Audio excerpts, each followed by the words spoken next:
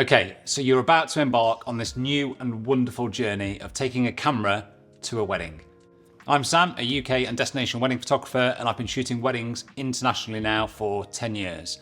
And I'm here to just share a few of my tips for photographing your very first wedding.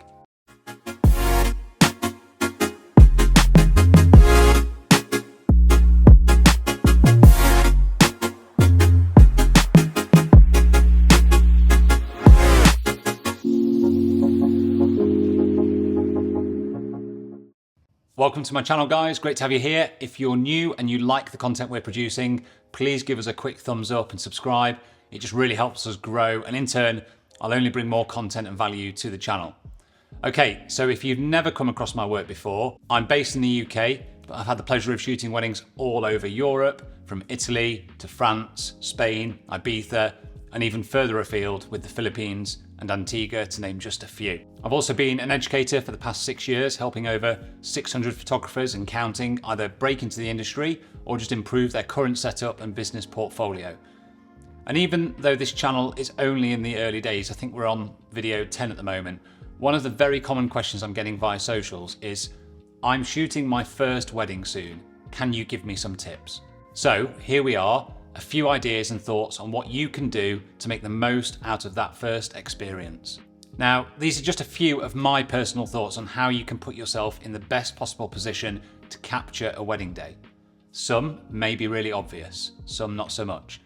But there are also little tips within the tips. So don't scrub through to see the main points, because you'll miss some stuff.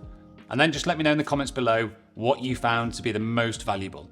And if you're an experienced wedding photographer, what would be that number one tip for that first wedding that you were to shoot? Before we dive into the points, I want to just take you back, like way back. I can still remember my very first gig. It was a November wedding. I'd never shot one before, and it was dark during the ceremony. I think it was like 4 p.m, candle lit. Like, talk about jumping in at the deep end. And in the build up to the day, I was nervous as hell. On the day, I was so nervous, I can still remember just trying to call a friend to see if he could come and help me. He didn't even answer the phone. So just to prepare you, it's okay to be nervous. If I hadn't have put myself in that situation and said yes to shooting it, I wouldn't be here, having now traveled the world to document weddings and just opening doors that I frankly didn't even know existed. So deep breaths, you can do this, stay calm and just trust in the process. And maybe write down a few of the ideas coming up, because one or two of them may just help you out on the day. If you do want to see a little behind the scenes of how I work and shoot a wedding, and to give you a feel for how the day can unfold, I'll link above to a recent behind the scenes wedding I shot in France.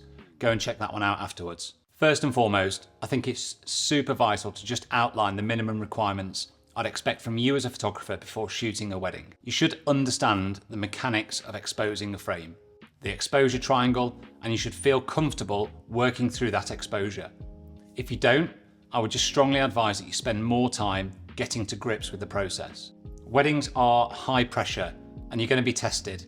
You have a duty of care to your couples to understand these basics. Also, you should just feel comfortable and at ease with your camera. I wouldn't expect you to know every single menu option inside and out, but you should know your way around it. If it feels a little alien, go away and spend more time getting acquainted.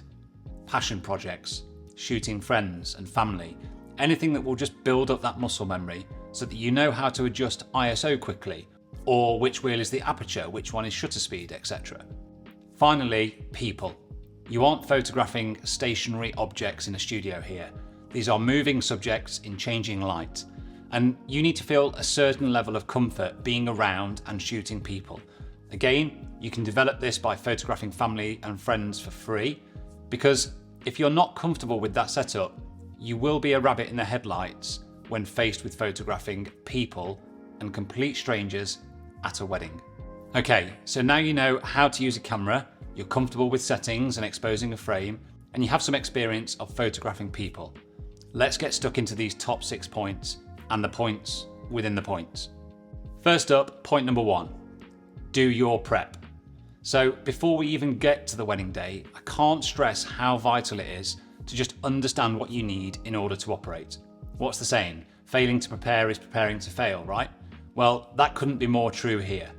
So you might not need this just yet, but I use Studio Ninja to manage all of my clients. If you are a wedding photographer and want to check it out, I have a 50% discount code for your first year that I'll drop in the description below. But ultimately, all comms and information I need for the wedding day sits in Studio Ninja.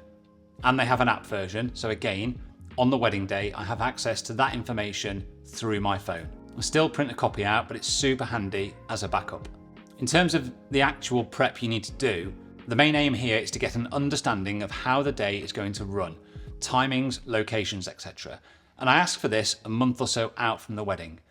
I send them a questionnaire via Studio Ninja that asks them for all of this information. I also ask for some contact names and numbers in case of any emergency, the formal photos they'd like, and any restrictions I need to be made aware of. So once I have this information, I just print it all out. And the final and key part of the prep is working through this with the couple. So we have a Zoom call or meeting 2 weeks out from the wedding, and we walk through the day from start to finish.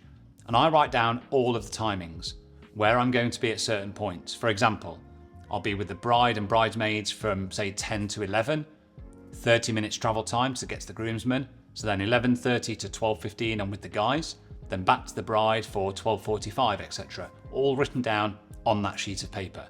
So I know where I'm going to be and at what times, but also very importantly, so do the couple. Always allow a little contingency time. Make sure you're there earlier than you said you would be, and you have this sheet and all of your timings to hand. Number 2, kit. Making sure you have the minimum requirements and necessary backups. Okay, I feel like I could do an entire episode on kit alone. We cover a lot more in terms of setup and how to shoot, focus, etc. within my course, The Complete Wedding Photographer, which is down in the description below. And I'll link to a previous episode on what I pack and use for a wedding just up here. But however you wish to shoot, a few things to cover off. You should have 2 bodies as a minimum. It's highly unprofessional to shoot a wedding with 1 camera. You're leaving yourself open to ending your photography career before it's even started. Cameras, although highly advanced nowadays, can malfunction, and you do not want to be that photographer who makes the national press because your one and only camera stopped working and the couple have absolutely kicked off at you. So 2 bodies if you can, 2 lenses, and I'd strongly recommend a 35 and 85mm. So that way you have a mix of focal lengths. You should also ideally be shooting dual cards, and personally I shoot full RAW to both of those cards. You can shoot JPEG, but RAW will just give you that extra room and flexibility in the edit, as you can recover certain frames by adjusting highlights or shadows, for example. Final one on kit, a flash gun. Have one and have a play around with it before you go to the wedding. Don't make the mistake I did on that first one in November by just trying to figure it out on the day. Get some family members in a room, dim the lights and just experiment using ETTL, but also manually controlling the power. For most wedding venues, obviously there are always exceptions to the rule, but if you can bounce the flash over your shoulder and control the power manually, you won't go far wrong. Again, we cover this in much more detail in the course, but try and see flash power as topping up your exposure. So you get your camera settings dialed in for the space. If it's slightly underexposed, then add bounce to give you that little kick of light to bring the exposure up. Tip number 3, take 10 seconds. Okay, so this one is a byproduct of experience, but a huge pointer for anyone shooting weddings for the first time is just to stop and pause when you enter a new space and just check your settings are dialed in correctly. It might seem a little patronizing to say this, but it is quite easy in the madness of a wedding to shoot for 10 minutes before you realize you've dropped like a silly setting error, such as shooting at 16,000 ISO, or your shutter is at 1/60th of a second and your images are now a little soft and blurry. Unless of course that's intentionally you were being creative, which is fine. I still now, even 10 years into this career, take a few seconds out during any new space I enter to just check my screen. And in my head, say what the settings are. This way, if anything is out of the ordinary, I've nipped it in the bud, adjusted it, and then I'm free to go and shoot without the worry I've got my basic settings wrong. So give yourself that base and platform to just focus on the scene, framing your shots and observing the action. If you're always worried or questioning settings, you're not focused on the people in front of you. Number 4, and this one is a little curveball and probably not on many tips for photographing your first wedding lists, but smile. Seriously, I can't stress this enough. You need to remember that although you are there to produce a product, a photograph, you are also providing a customer experience and you are client facing. If people can see you enjoying it and you're having a good time, they're going to remember you positively, but you'll also make them feel comfortable. Let's flip it for a second, shall we? Let's say you feel scared and anxious, and although you know that, it comes across that you look angry and moody. How will people remember you, or what will they say when you come up in conversation? Ooh, the photographer looks a little grumpy today. If you smile, that becomes, the photographer seems really lovely. They haven't stopped today. You also open yourself up to that personal space of a wedding where the good stuff happens. People feel comfortable around you and they invite you in. If you're scared and anxious, they won't. And you'll be left to shoot the wedding from the outer edges of the arena, which, trust me, isn't where the good stuff happens. So yeah, smile. Also, if this first wedding is going to become something more, i.e. a career or side hustle, you need to enjoy it. And you need people to see you enjoying it. Because what happens when they all leave? Like, they remember you. You worked hard, you've taken some good shots, and they could see you enjoyed yourself and came across positively. In turn, they're going to remember you and talk about you. It's free marketing, people, all because you smiled. Number 5, keep moving, stay positive. So one thing you should know about me as a photographer is that on the day, I don't stop. From the second I get there and take that first frame to packing up and getting in my car at the end of the night, it is relentless. I am always on the front foot. Unless it's quiet and during the ceremony, then I'm still and observant. But the point I'm trying to make is that I'm always ready and I'm always observing. Don't confuse this point by thinking I'm running around all day like a madman. I'm not. But what you won't see is me beating myself up because I took a bad frame. Hey, I'm Sam and I take bad frames. Like lots of them, like all the time. But the key is that I don't dwell on them. I adjust, I refocus, I recompose, and I go again. And it's this approach that means I give everything to my couples. They can see it and they know I've put in a shift. It also means I maximise every opportunity from the day. Even if I've taken a bad shot, I give myself every opportunity in every scene to come away with a good image. Bad frames happen. Weddings are fast-paced and pressurised.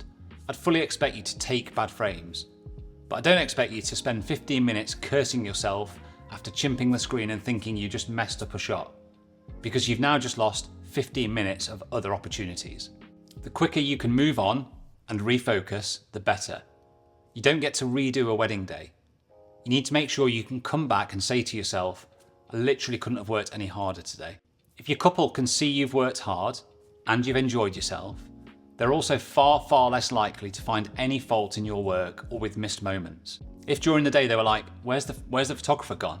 At any point during the day, and you were in the back cursing that missed shot, they're going to come back and say, did you get any photos of Auntie Carol during the reception when she was with my nan? And you'll be like, oh yeah, I was in the back room when that happened. I missed a photo earlier, so I just went to beat myself up. This is awkward. Final point, number 6, image security and backup. So all of the work you've done up until this stage will be absolutely pointless if you can't protect your work and give peace of mind to your couples that their images are safe and secure. Also, I'm assuming you want to sleep peacefully, right? Again, you have a duty of care to your clients to ensure their images are as safe as can possibly be. So the second you leave the wedding, this is the stage you're loading the bags into the car, separate the cards. One of them stays in a little pelly case and the other in the camera body in the boot of the car. Do not wait until you get home to do this. If you have an emergency on the journey home, you need to have a card on your person at all times. When you return home, keep them separate until they're backed up. Again, we cover the workflow side of my business in much, much more detail in the course, but you should have 2 on-site copies, 1 off-site copy, and potentially an online backup of some sort in the cloud. So that's it. 6 absolutely vital tips for photographing your first wedding. If you're watching this and you're about to go and shoot your first one, good luck. I hope some of these points will help you in your approach to the day. You're about to embark on a magnificent and brilliantly bonkers experience. Learn as much as you can from the day. Soak it all up. But above all else, try and enjoy it. Stay positive and focused. And if you need me, stick me in the back of your mind on repeat with this. Keep shooting, keep moving forward, keep smiling. You've got this. If you've enjoyed this episode, you know what to do. See you soon, guys.